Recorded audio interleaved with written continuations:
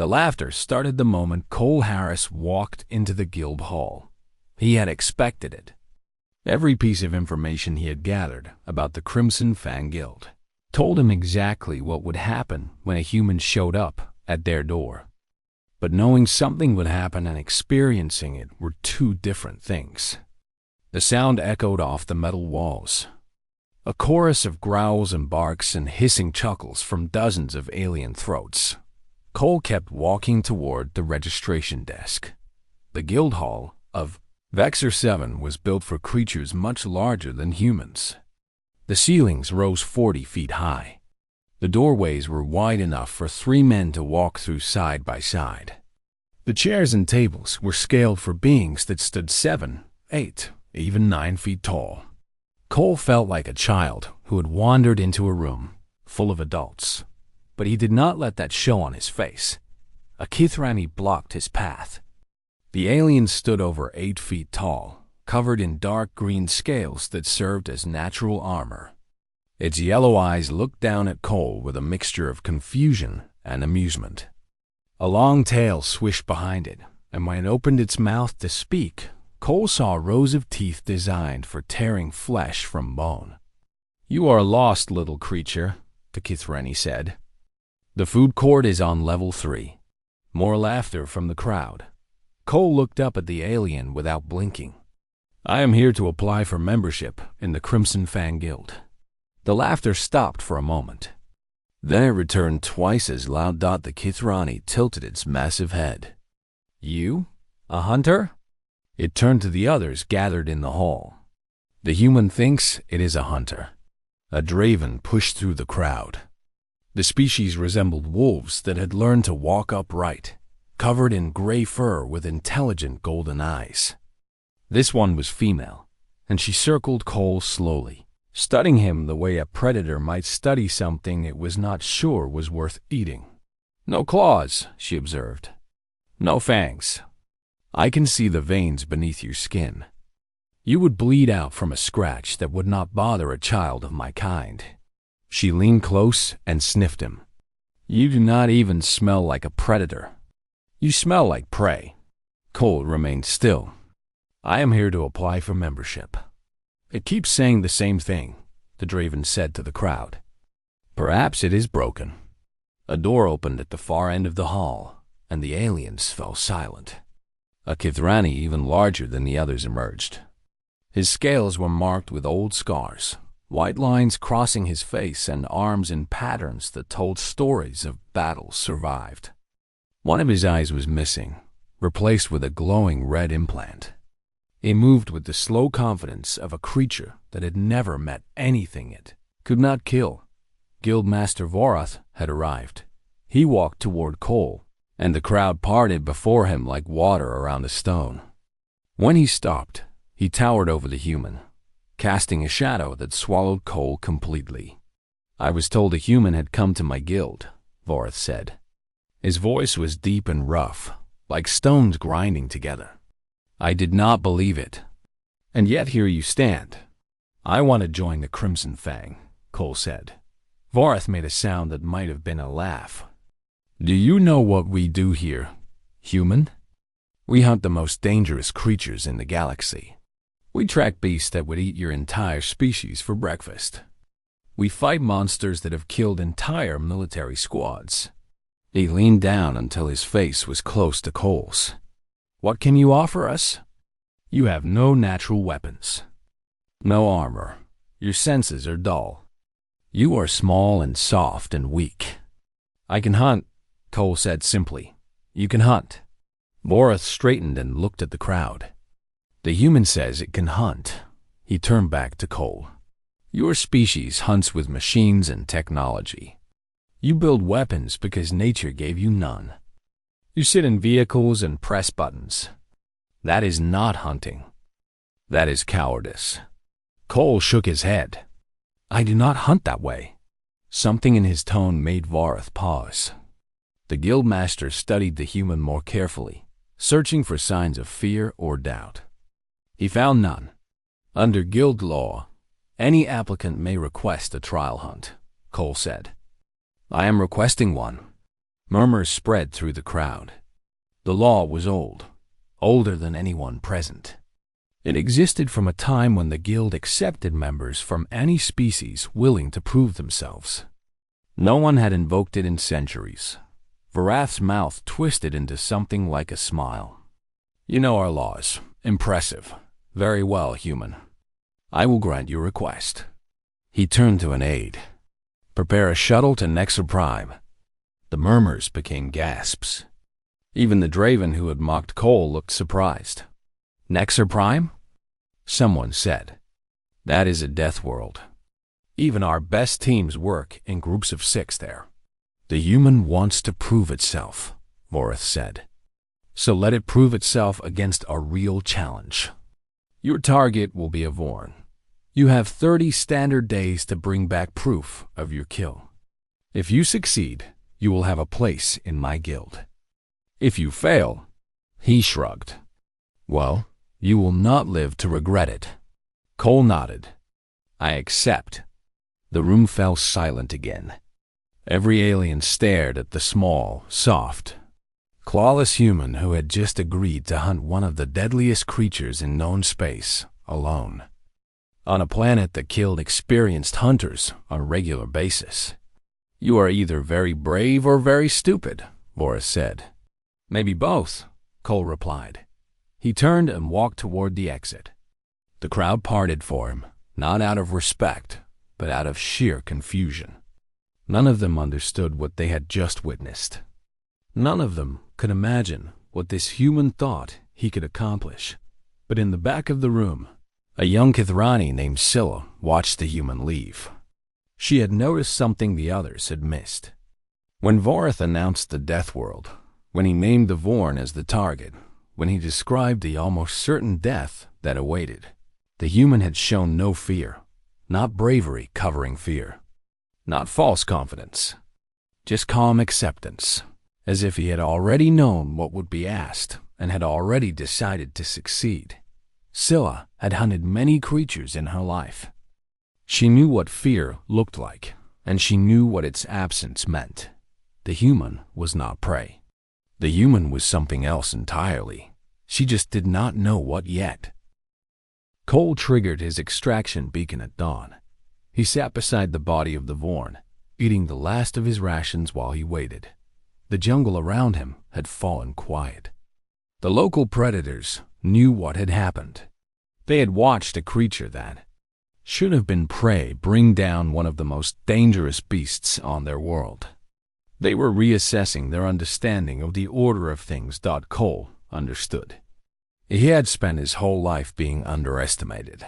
The shuttle arrived 2 hours later. It circled the clearing twice before landing, as if the pilot could not believe what the sensors were telling him. When the hatch opened, a Draven named Keth stepped out and froze at the sight before him. The human sat calmly on the ground, covered in blood and mud and scratches. Beside him lay a Vorn, the kind of creature that hunting teams told stories about. And in the human's hands was the beast's horn, nearly as long as the human was tall. Keth had been a pilot for the guild for 20 years. He had seen many impossible things. This was different. You killed it, he said. You actually killed it. Cole stood up slowly. His ribs hurt. His legs hurt. Everything hurt. But he was alive, and the Vorn was not. I need a ride back to Vexor 7. Keth just stared at him. The journey back took 3 days. Cole spent most of it sleeping, letting his body recover from the punishment of the hunt. Keth brought him food and water, but said little. He seemed afraid to start a conversation, as if the human might do something unpredictable at any moment. On the second day, Keth finally asked the question that had been bothering him. How did you know you could do it? Cole looked up from his meal. What do you mean? The Vorn. No one has ever killed one alone. Even teams fail more often than they succeed. How did you know you could win? Cole considered the question. I did not know, he said, but I knew I would not stop trying. And that was enough. Keth did not ask any more questions. The shuttle docked at Vexor 7 on the morning of the 3rd day.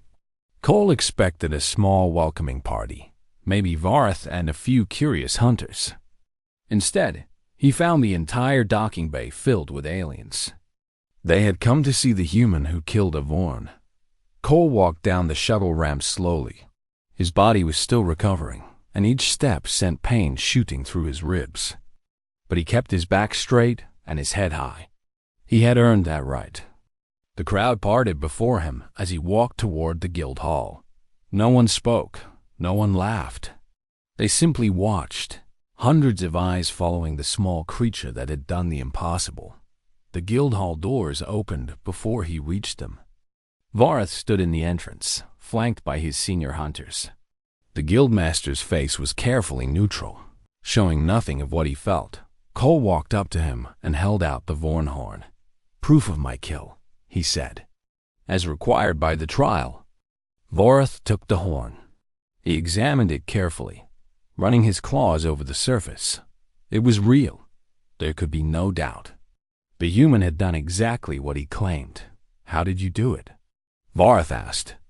"I followed it until it could not run anymore. Then I killed it, for 21 days. "Yes." Varth looked at the horn, then at Cole. Something shifted in his expression. The mockery that had been there before was gone, replaced by something that looked almost like respect. "Among my people," Varth said slowly, "there is a word for a hunter who completes a hunt that others said was impossible. We call them Vorntar, apex hunter. The highest rank a hunter can hold," the crowd murmured. The title had not been granted in generations. "I cannot give you that title," Varth continued. "You are not Kithrani. Our traditions are not yours. But I can give you something else." He reached up and removed a metal band from his arm. It was old, scarred from countless battles, the symbol of the Crimson Fang Guild etched deep into its surface. He held it out to Cole. "You are no longer an applicant," Varth said. "You are a member of the Crimson Fang, a full hunter, with all rights and privileges that come with it." He paused. "You have earned this, human. No one can say otherwise." Cole took the band and slipped it onto his arm. It was too big, designed for a Kithrani rather than a human, but he would find a way to make it fit. "Thank you," he said. Varth nodded. Then, surprising everyone including himself, he extended his hand. It was a human gesture, one he had learned from watching Cole's monitoring feed during the hunt. Cole shook it without hesitation. The crowd erupted in sounds that Cole eventually recognized as approval. Not cheering exactly, but acceptance. The aliens around him had spent their lives believing humans were weak, soft, prey creatures pretending to be predators. Now they were looking at proof that they had been wrong. Scylla pushed through the crowd to reach him. She was smiling, an expression that looked strange on a Kithrani face, but was unmistakably genuine. "I knew you would do it," she said. "From the first day, I knew." "You were the only one," Cole said. "Yes, but now everyone knows."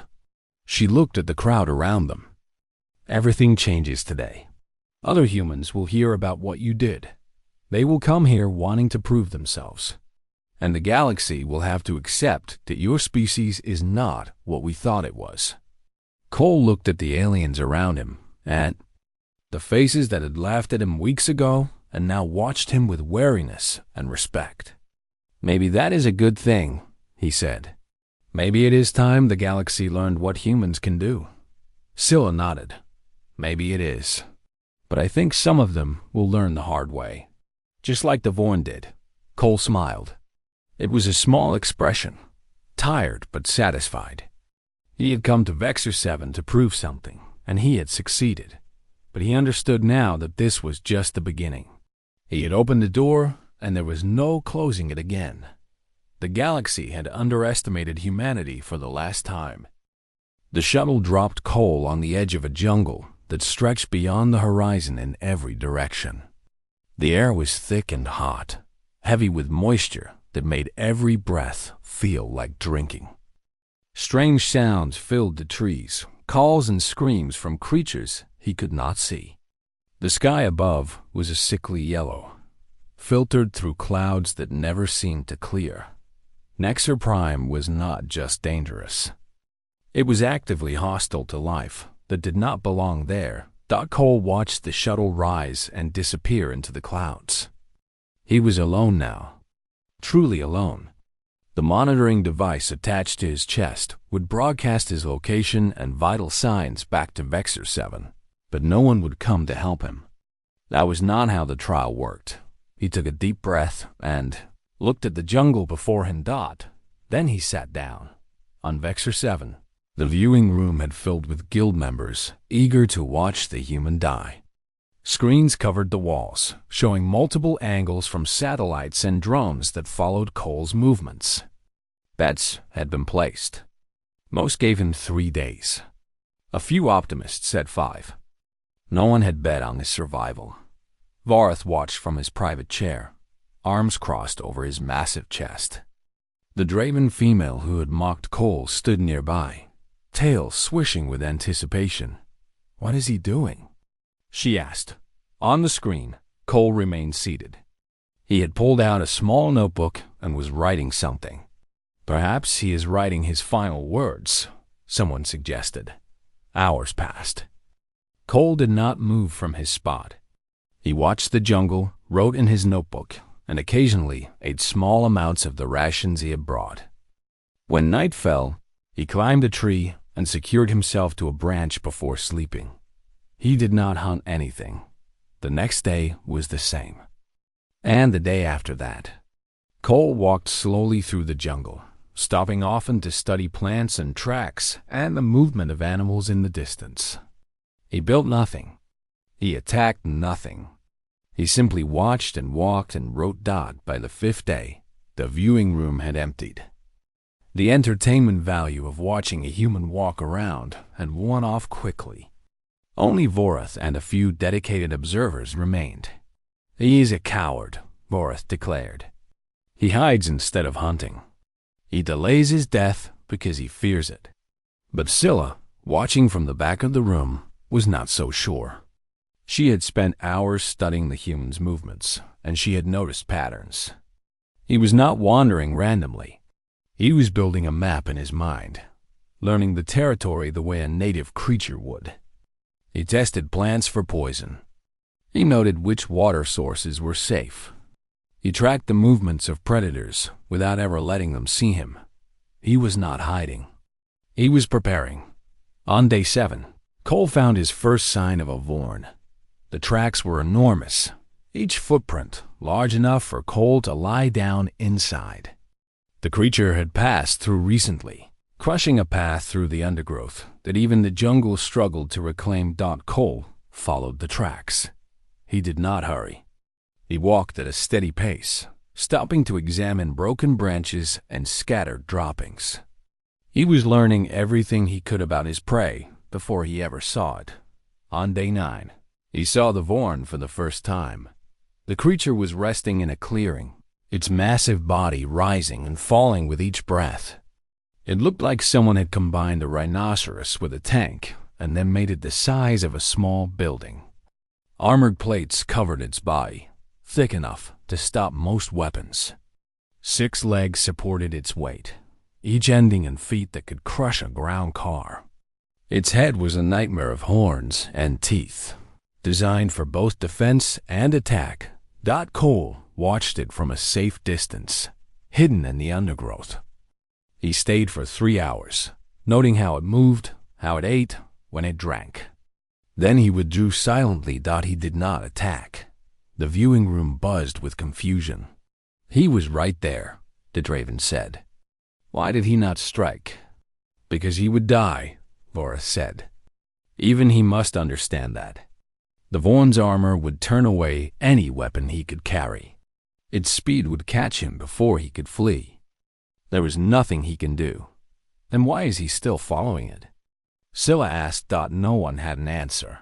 Over the next 3 days, Cole crafted tools from the jungle itself. He harvested venom from plants and insects, creating poisons that attacked the nervous system. He built a bow from flexible wood, stronger than it looked. He made arrows from straight branches, their tips hardened in fire and coated in his poisons. He wove coverings from leaves and vines that made him nearly invisible against the jungle floor. And every day, he walked behind the Vorn. He never attacked. He never threatened. He simply followed, appearing at the edge of its vision, always there. Never close enough to fight, but never far enough to forget. On day 14, Scylla understood. She rushed to the guild's library and searched through ancient records. She found what she was looking for in a file about Earth, the human homeworld. Her blood ran cold as she read. Persistence hunting, the method used by early humans before they had weapons or technology. They would not chase their prey. They would follow it, walk behind it, never stop. The prey would run, and the humans would walk. The prey would run again, and the humans would keep walking. Hour after hour, day after day, most species in the galaxy were built for short bursts of speed.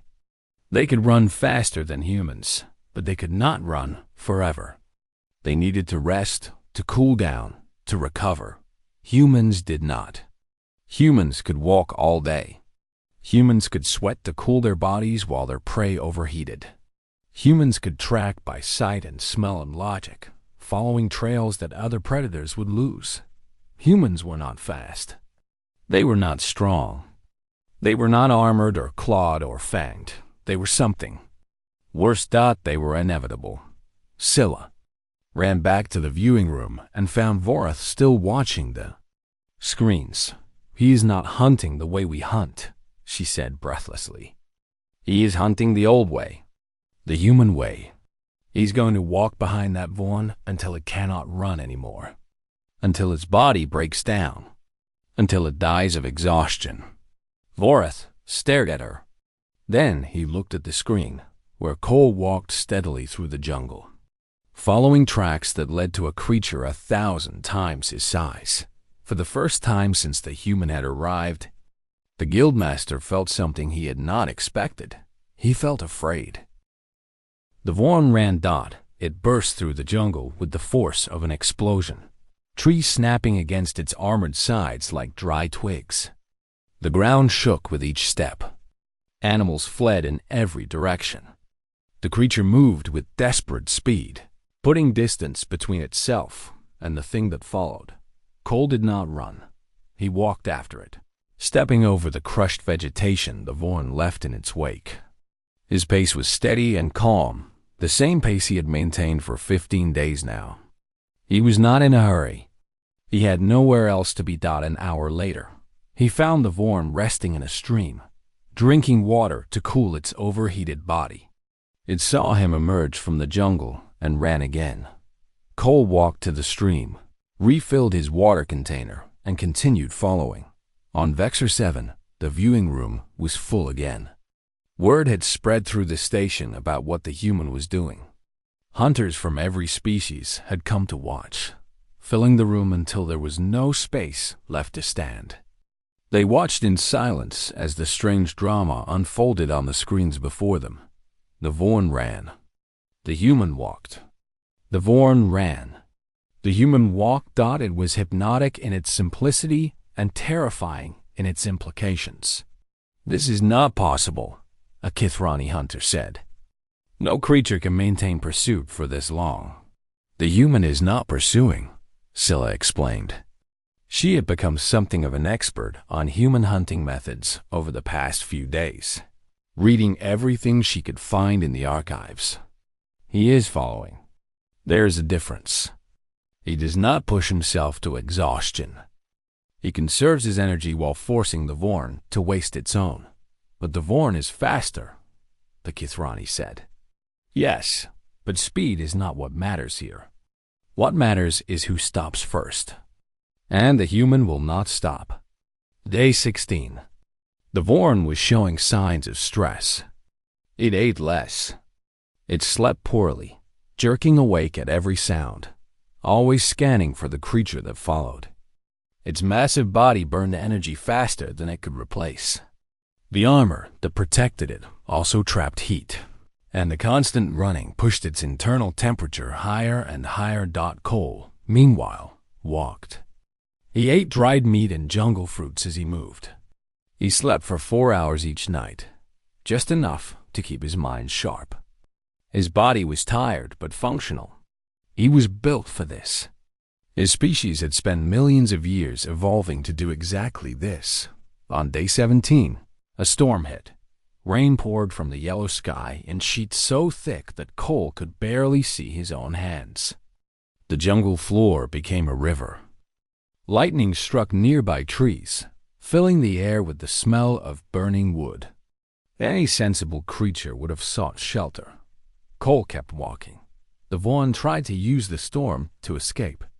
It changed direction, splashing through flooded areas where its tracks would disappear. It moved faster than it had in days, driven by desperation and fear. When the storm ended, Cole found the trail again within an hour. The viewing room erupted. "Impossible!" someone shouted. The tracks were washed away. How did he find it? Vareth watched with narrowed eyes.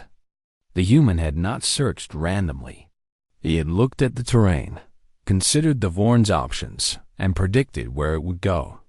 He had used logic and knowledge to replace the information the storm had stolen.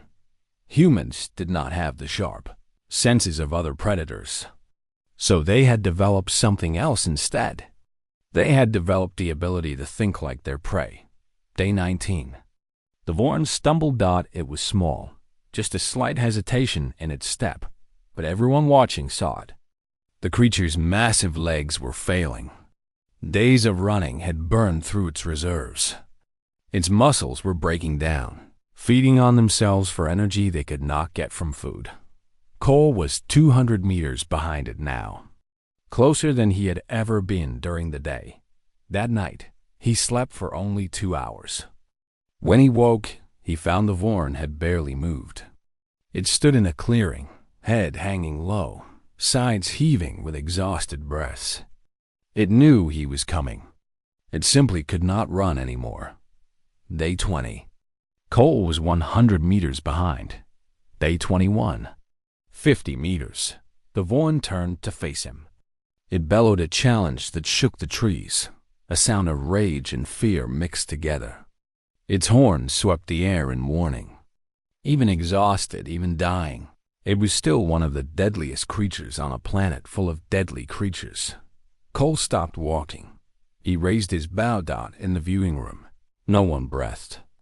Every eye was fixed on the screen.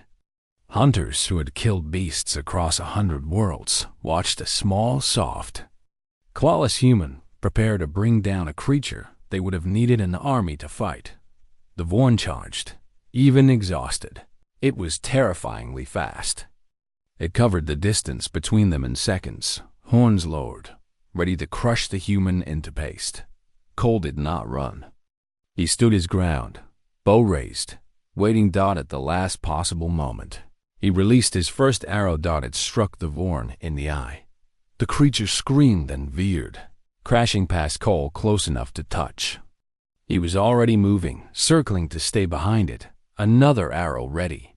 The Vorn turned, half blind now, and charged again. Another arrow found its mark. This time, in the soft tissue of its throat. The poison began its work. The Vorn's movements became slower, more confused. Its legs trembled beneath its weight. It swung its head wildly, trying to find the enemy it could no longer see clearly. Cole kept moving, kept shooting. Each arrow was precise, placed in joints and gaps in the armor, delivering more poison into the creature's failing system. The battle lasted 40 minutes. At the end, the Vorn lay on its side, breathing its last. Cole approached it slowly, showing no fear. He placed his hand on its armored head and waited until the great beast was gone. Then he took out his knife and began removing its horn. In the viewing room, Vareth rose from his chair. His face was unreadable, but his hands trembled slightly at his sides. He had just watched a human defeat a creature that had killed teams through sheer persistence. Patience and Poison Dot, he had just watched the future of hunting, and he was not sure the galaxy was ready for it. 6 months had passed since Cole Harris killed Devorn on Nexa Prime. In that time, everything had changed. Cole sat in a corner of the guild hall, watching the room fill with hunters from across the sector. They came for the monthly contract meetings, where new hunts were announced and teams were formed. Once, this room had been a place where humans were unknown. Now, half a dozen of them sat scattered among the aliens, wearing the metal bands of the Crimson Fang on their arms. They had come because of him. They had heard the story of the human who walked behind a Vorn for 21 days and brought it down alone. They had traveled across space to prove that they could do the same, that humanity belonged among the galaxy's greatest hunters. Cole had helped where he could. He taught them what he knew, the old ways of tracking and patience and persistence. Not all of them made it through their trials. 2 had died on their hunts, and 1 had given up and returned home. But 7 had succeeded. And now they sat in this room with the same right as any other hunter. The galaxy was paying attention. Reports came in every week about how humans were being treated differently on distant worlds. Species that had once dismissed them were now looking at them with new eyes. Some felt fear. Some felt curiosity. A few felt anger, upset that creatures they had considered inferior were proving themselves equals. Cole did not care about any of that. He only cared about the hunt. Vorath entered the hall, and the room fell quiet. The guildmaster moved to the front of the room, where a large screen displayed the symbol of the Crimson Fang. "We have a new contract," Vorath announced. "One that has been waiting for the right hunter for a very long time." The screen changed to show an image that made even the experienced hunters in the room shift uncomfortably. The creature displayed was nightmare fuel. It looked like a shadow given physical form, with limbs that bent in wrong directions and a face that seemed to shift and change, even in a still image. "The Siphax," Vorath said. "Some of you know the name. For those who do not, it is a creature that lives on a moon called Kar Veth. It has killed every team we have sent against it. 12 expeditions over 40 years. No survivors." Murmurs filled the room. "The contract has been open all this time because no one has succeeded. The reward has grown with each failure. It now stands at enough credits to buy a small planet." Vorath paused. "I am not offering this to just anyone. I am asking for volunteers who understand what they are getting into." Cole stood up. The room fell silent. Every eye turned to the human who had risen from his seat in the corner. "I will take it," Cole said. Vorath nodded slowly. "I expected you would. But you should know that the Sithax is not like the Vorn. It is intelligent. It sets traps. It learns from its prey. Persistence alone will not be enough." "I understand," Cole said. "Then the contract is yours." Vorath looked around the room. "Does anyone wish to join him?" Silence stretched for a long moment. Then, one by one, hunters began to stand. First Scylla, who became Cole's closest ally over the past months. Then Keth, the pilot who had brought him back from Nexa Prime. A Draven hunter named Rin, who had watched Cole's trial and been changed by what she saw. 3 Kithrani warriors who had trained with the new human hunters and learned to respect their methods. 7 hunters, including Cole, a mixed team of aliens and humans, united by something that had not existed 6 months ago: belief in each other. "I prefer to work alone," Cole said. "Not this time," Scylla replied. "The Sithax requires a team, and we are coming whether you want us or not." Cole looked at the faces around him. These were hunters who had once laughed at him or whose species had dismissed humanity as prey. Now they stood beside him, ready to follow him into a hunt that had killed everyone who attempted it. He smiled. "All right, we hunt together." Vorath watched them with something like pride. He remembered the day Cole had walked into this hall, small and soft and seemingly helpless. He remembered the laughter. He remembered his own mockery. He had been so certain the human would die. He had never been more wrong about anything in his life. "You leave at dawn," Vorith said. "May the hunt favor you." That night, Cole stood on the observation deck of Vexor 7, looking out at the stars. Scylla found him there, standing in silence. "You are thinking about what comes next," she said. "I am thinking about what we started," Cole replied. "When I came here, I just wanted to prove that humans could hunt. I did not expect any of this." "You changed things," Scylla said. "Not just for humans, but for everyone. You showed that strength is not about claws or fangs or armor. It is about not giving up. It is about being willing to do what others cannot." Cole nodded slowly. "On my world we have a saying. It is not the size of the dog in the fight. It is the size of the fight in the dog." Scylla thought about that. "Your species has a lot of fight in it. We do. We have been fighting since we first stood upright. Fighting the weather, fighting predators, fighting each other. It is what we are." Cole looked at her. "But now we are not just fighting for survival. We are fighting to be recognized, to be respected. And that fight is just beginning." The next morning, the team gathered at the shuttle bay. Hunters from across the station had come to see them off, a crowd that would have been unthinkable 6 months ago. Humans and aliens stood together, watching as the team prepared for their hunt. Cole was the last to board the shuttle. He paused at the ramp and turned to look at the crowd. He saw faces he recognized, hunters he had trained with, aliens who had come to respect him. He saw the young hunters, human and otherwise, who would carry on what he had started. He raised his hand in a simple wave. Then he turned and walked into the shuttle. The doors closed behind him. The engines fired. The shuttle rose from the station and pointed itself toward Karveth, toward a creature that had killed everything sent against it, toward a hunt that would either make legends or corpses. Cole Harris, the human they had called weak, the man they had mocked and dismissed, was going to face the greatest challenge of his life, and he would not stop until it was over. That was the human way. That was the way of the apex.